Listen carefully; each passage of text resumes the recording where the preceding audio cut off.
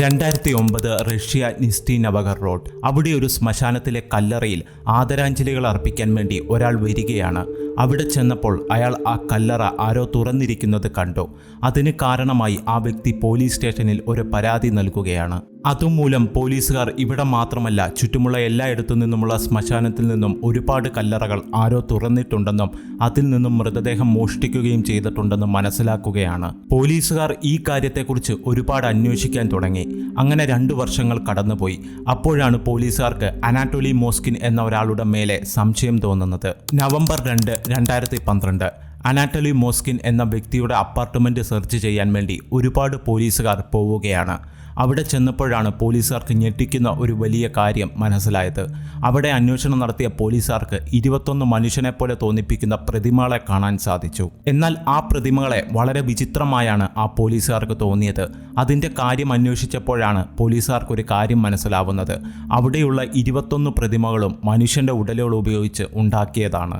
ആ പ്രതിമകൾക്ക് ഒരുപാട് മേക്കപ്പ് ചെയ്ത് കുട്ടികളുടെ വസ്ത്രം ധരിപ്പിച്ച് യഥാർത്ഥ കുട്ടികളെന്ന് തോന്നിപ്പിക്കുന്ന രീതിയിലായിരുന്നു നിർമ്മിച്ചിരിക്കുന്നത്. ഇത് കണ്ട പോലീസുകാർ വളരെയേറെ ഭയപ്പെട്ടു. ഈ പ്രതിമകൾ നിർമ്മിച്ച അനാറ്റോലി മോസ്കിൻ ആരാണ്? എന്തിനു വേണ്ടിയാണ് ഈ പ്രതിമകളെ ഉണ്ടാക്കിയത്? അയാൾക്ക് ഇതിൽ നിന്നും എന്താണ് വേണ്ടത്? അവസാനം ആ വ്യക്തിക്ക് എന്ത് സംഭവിച്ചു? So hello guys, welcome back.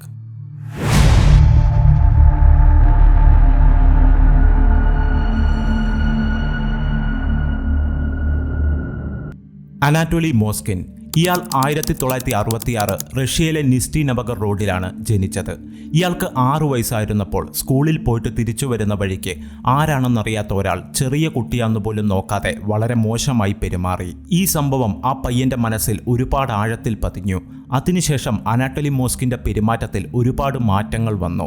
അതുമൂലം ആ പയ്യന് പരിചയമില്ലാത്ത ആളുകളോട് സംസാരിക്കാൻ വളരെയേറെ ഭയം തോന്നി. അതുകൊണ്ട് തന്നെ ആ പയ്യന് സുഹൃത്തുക്കളായിട്ട് ആരും തന്നെ ഇല്ലായിരുന്നു. മാത്രമല്ല സ്കൂളിലുള്ള കുട്ടികളെല്ലാവരും അനാറ്റോലി മോസ്കിനെ ഒരുപാട് ടോർച്ചർ ചെയ്യുമായിരുന്നു. എന്നാൽ അനാറ്റോലി മോസ്കിൻ സ്കൂൾ ജീവിതത്തിൽ വളരെ ഇൻ്റലിജൻ്റ് ആയിട്ടുള്ള ഒരു കുട്ടിയായിരുന്നു. എപ്പോഴും അവൻ തന്നെയായിരുന്നു ക്ലാസ്സിൽ ഒന്നാമത്. മോസ്കിൻ കിട്ടുന്ന ചെറിയ കാശുകൾ കൂട്ടിവെച്ച് ഒരുപാട് ബുക്കുകൾ വാങ്ങുമായിരുന്നു. അങ്ങനെ വാങ്ങിക്കുന്ന ബുക്കുകൾ വായിച്ച് അതിൽ നിന്നും ഒരുപാട് അറിവുകളും സമ്പാദിക്കുമായിരുന്നു. മാർച്ച് 4, 1979 അനാറ്റോലി മോസ്കിൻ്റെ ജീവിതത്തിൽ വലിയൊരു മാറ്റം കൊണ്ടുവന്ന ദിവസമായിരുന്നു. ആ സമയത്ത് അയാൾക്ക് 13 വയസ്സ് മാത്രമേ ഉണ്ടായിരുന്നുള്ളൂ. എന്നത്തെയും പോലെ സ്കൂളിൽ പോയതിനു ശേഷം തിരിച്ചു വന്നിട്ട് വേസ്റ്റ് പേപ്പർ ഒരുപാട് ശേഖരിക്കാൻ തുടങ്ങി. അതിന് കാരണം ആ സമയത്ത് റഷ്യയിൽ വേസ്റ്റ് പേപ്പർ കളക്ട് ചെയ്ത് അത് റീസൈക്കിൾ ചെയ്യുന്നവരുടെ കയ്യിൽ കൊടുത്താൽ കുറച്ച് പണം ലഭിക്കുമായിരുന്നു. അങ്ങനെ കിട്ടുന്ന പണം ഒരുപാട് ബുക്കുകൾ വാങ്ങിച്ച് വായിക്കാമെന്ന് കരുതിയാണ് ആ വേസ്റ്റ് പേപ്പറുകൾ അയാൾ കളക്ട് ചെയ്തത്. അങ്ങനെ വേസ്റ്റ് പേപ്പർ കളക്ട് ചെയ്ത് കൊടുത്തതിന് ശേഷം മോസ്കിൻ നേരെ വീട്ടിലേക്ക് പോയി. അങ്ങനെ വീട്ടിൽ ചെന്നപ്പോഴാണ് വീടിന്റെ മുന്നിൽ ഒരുപാട് പേര് കൂട്ടം കൂടി നിൽക്കുന്നത് മോസ്കിൻ കണ്ടത്. അതെന്താണെന്നറിയാൻ വേണ്ടി മോസ്കിൻ അവരുടെ കൂട്ടത്തിൽ പോയി നിന്നു. ആ സമയത്ത് അവിടെ നിന്നവരിൽ കുറച്ചു പേര് കയ്യിൽ മെഴുകുതിരി പിടിച്ചുകൊണ്ട് പ്രാർത്ഥനാ ഗാനം പാടുന്നുണ്ടായിരുന്നു. അവിടെ മരിച്ചുപോയ 11 വയസ്സുള്ള ഒരു പെൺകുട്ടിക്ക് അന്ത്യകർമ്മങ്ങൾ ചെയ്യുകയായിരുന്നു. അവിടെ മരണപ്പെട്ടു കിടക്കുന്ന ആ പെൺകുട്ടിയുടെ പേര് നടാഷ. ആ കുട്ടിക്ക് 11 വയസ്സുണ്ടായിരുന്നു. ആ കുട്ടി മരണപ്പെട്ടത് കൃത്യമായിട്ട് അറിയത്തില്ലെങ്കിലും കുളിക്കാൻ പോയപ്പോൾ എന്തോ ഒന്നിൽ ഷോക്ക് അടിച്ചാണെന്നാണ് പറയുന്നത്. ആ പെൺകുട്ടിയുടെ അന്ത്യകർമ്മങ്ങളാണ് മോസ്കിൻ കണ്ടുകൊണ്ട് നിന്നത്. അങ്ങനെ അന്ത്യകർമ്മങ്ങൾ കണ്ടുകൊണ്ട് നിന്ന മോസ്കിൻ്റെ അടുത്ത് ഒരു വ്യക്തി വന്നതിന് ശേഷം മരണപ്പെട്ടു പോയ ആ പെൺകുട്ടിയുടെ നെറ്റിയിൽ ഒരു ചുംബനം നൽകാൻ പറഞ്ഞു. അതിന് മോസ്കിൻ എനിക്ക് സാധിക്കില്ല എന്ന് പറഞ്ഞെങ്കിലും അവിടെ നിന്ന് ആരും അത് കേട്ടില്ല. അതിനുശേഷം എന്നെ വെറുതെ വിടാൻ പറഞ്ഞ് മോസ്കിൻ കരയാൻ തുടങ്ങി. എന്നാൽ അവിടെ നിന്നവർ എല്ലാവരും മോസ്കിനെ ഒരുപാട് നിർബന്ധിച്ചു. മാത്രമല്ല ആ സമയത്തും കുറച്ചു പേർ പ്രാർത്ഥനാഗാനം പാടുകയായിരുന്നു. ഇത്രയൊക്കെ ആയപ്പോഴേക്കും മോസ്കിന് ഒരുപാട് ഭയം തോന്നി. എങ്കിലും അവിടെ നിന്നവരുടെ നിർബന്ധപ്രകാരം ആ പെൺകുട്ടിയുടെ നെറ്റിയിൽ 3 വട്ടം മോസ്കിൻ ചുംബിച്ചു. അതിനുശേഷം മരണപ്പെട്ടു പോയ ആ പെൺകുട്ടിയുടെ അമ്മ 2 മോതിരം മോസ്കിന്റെ കയ്യിൽ കൊടുത്തതിന് ശേഷം ഒരു മോതിരം ആ പെൺകുട്ടിയുടെ വിരലിൽ അണിയിക്കാനും മറ്റൊന്ന് നീ സൂക്ഷിക്കണമെന്നും പറഞ്ഞു. വേറെ വഴിയില്ലാത്ത മോസ്കിൻ ആ കാര്യവും ചെയ്തു.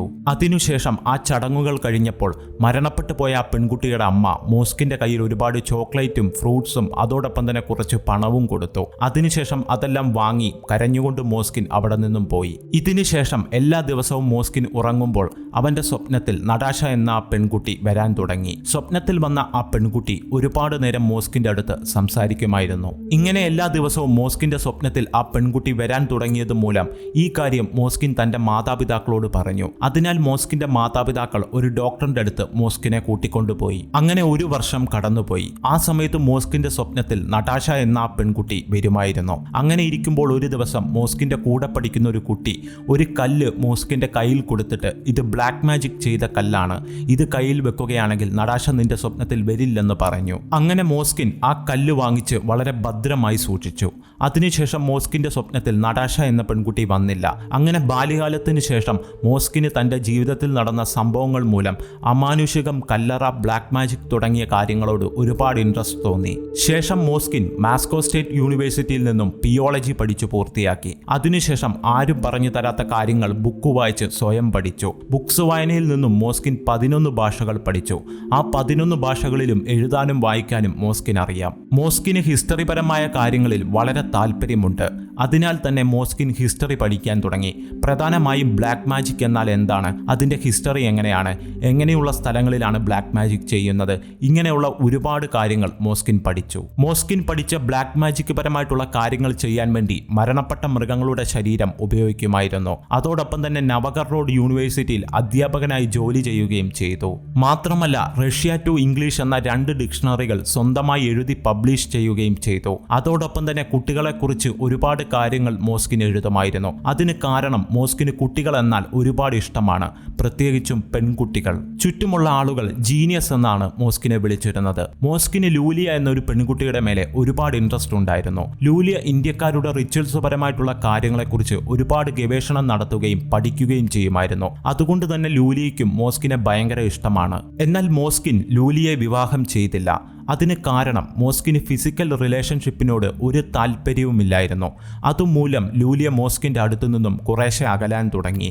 മോസ്കിന് കുട്ടികളെ ഒരുപാട് ഇഷ്ടമായതുകൊണ്ട് തന്നെ 2003 ഒരു അനാഥാലയത്തിൽ ചെന്ന് ഒരു പെൺകുട്ടിയെ ദത്തെടുക്കാൻ താല്പര്യമുണ്ടെന്ന് ആപ്ലിക്കേഷൻ കൊടുത്തു. റഷ്യയിൽ പൊതുവെ ഒരു കുട്ടിയെ ദത്തെടുക്കണമെങ്കിൽ ദത്തെടുക്കുന്ന ആൾക്ക് കുറഞ്ഞത് ഇത്രത്തോളം വരുമാനമെങ്കിലും ഉണ്ടാവണമെന്നുള്ള ഒരു റൂളുണ്ട്. ആ റൂളിൽ പറഞ്ഞിരിക്കുന്ന വരുമാനത്തെക്കാൾ വളരെ കുറച്ചാണ് മോസ്കിന്റെ വരുമാനം. അതുകൊണ്ട് തന്നെ ആപ്ലിക്കേഷൻ അവർ റിജക്റ്റ് ചെയ്തു. മോസ്കിൻ തന്റെ അച്ഛന്റെയും അമ്മയുടെ ഒപ്പം അപ്പാർട്ട്മെന്റിൽ തന്നെയാണ് താമസിച്ചുകൊണ്ടിരുന്നത്. ജൂലൈ 18, 2005 കല്ലറകളെക്കുറിച്ച് ഒരുപാട് കാര്യം പഠിച്ച് അതിനെക്കുറിച്ച് ഒരു ഡോക്യുമെന്റ് മോസ്കിൻ തയ്യാറാക്കാൻ തുടങ്ങി. മോസ്കിൻ ഒരുപാട് അറിവുള്ള ഒരു വ്യക്തി ആയതുകൊണ്ട് തന്നെ കല്ലറകളെക്കുറിച്ച് സർവേ ചെയ്ത് അതിനെക്കുറിച്ച് പഠിക്കാനായി മോസ്കിന് പെർമിഷൻ കിട്ടി. അങ്ങനെ മോസ്കിൻ എല്ലാ കല്ലറകളെക്കുറിച്ചും വളരെ ആഴത്തിൽ പഠിക്കാൻ തുടങ്ങി. അങ്ങനെ 3 വർഷങ്ങൾ കടന്നുപോയി. നിസ്റ്റി നവഗർ റോഡിന്റെ അടുത്തായിട്ടുള്ള ശ്മശാനങ്ങളിലെ കല്ലറകളിലും അതിനു ചുറ്റുമുള്ള എല്ലാ ശ്മശാനങ്ങളിലെ കല്ലറകളിലും മോസ്കിൻ എന്നും നടന്നു പോകുമായിരുന്നു. അതും വെറും കാലിൽ. അതിന് കാരണം ആ സമയത്ത് ആ ഭാഗത്തേക്ക് 1-2 ബസ് മാത്രമേ ഉണ്ടായിരുന്നുള്ളൂ. അതുകൊണ്ട് തന്നെ ബസ്സിൽ പോയി റിസർച്ച് ചെയ്തു കഴിഞ്ഞാൽ ഒരുപാട് സമയമെടുക്കും.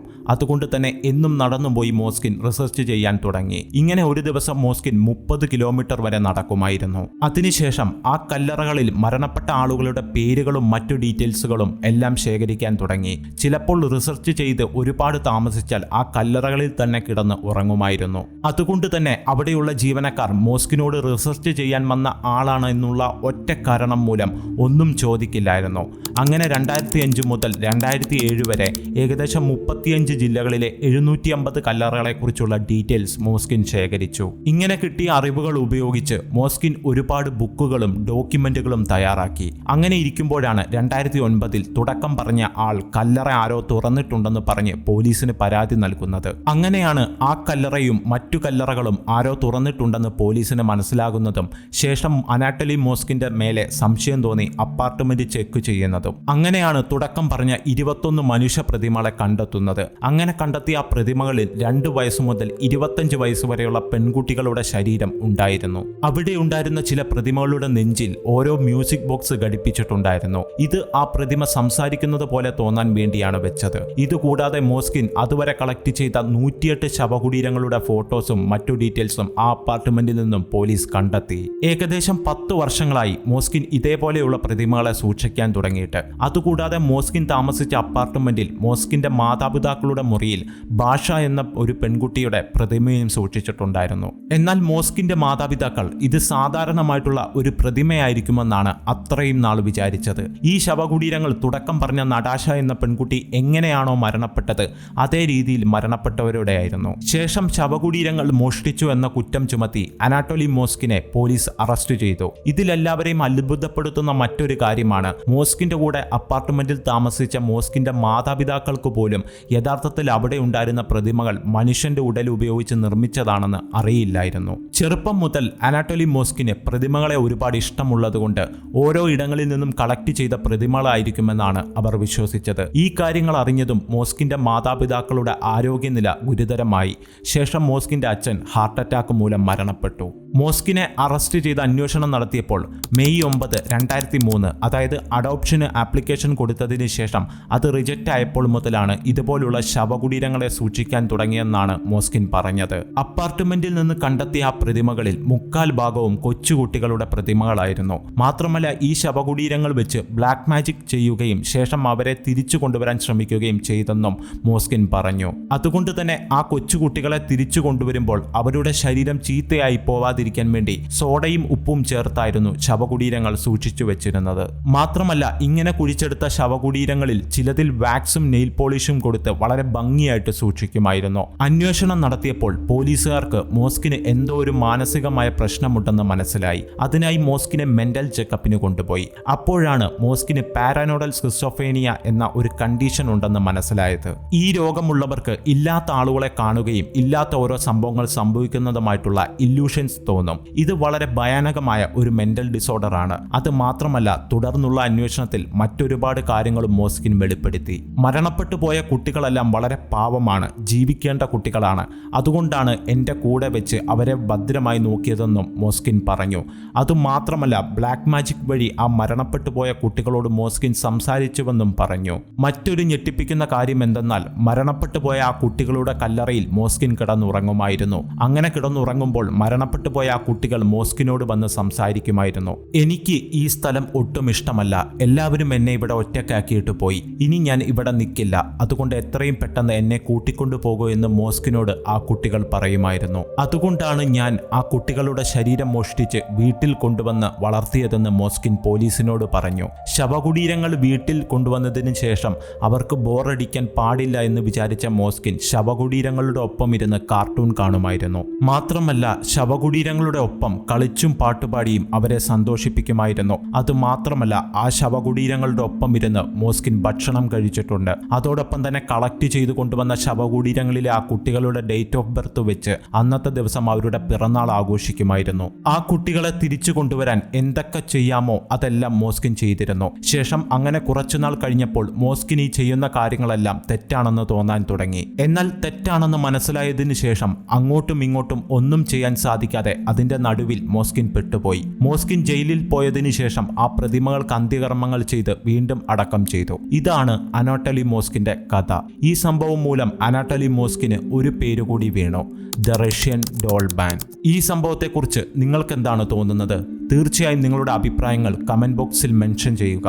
വീഡിയോ ഇഷ്ടമായാൽ ലൈക്ക് ചെയ്യുക, ചാനൽ ഇഷ്ടമായാൽ സബ്സ്ക്രൈബ് ചെയ്യുക.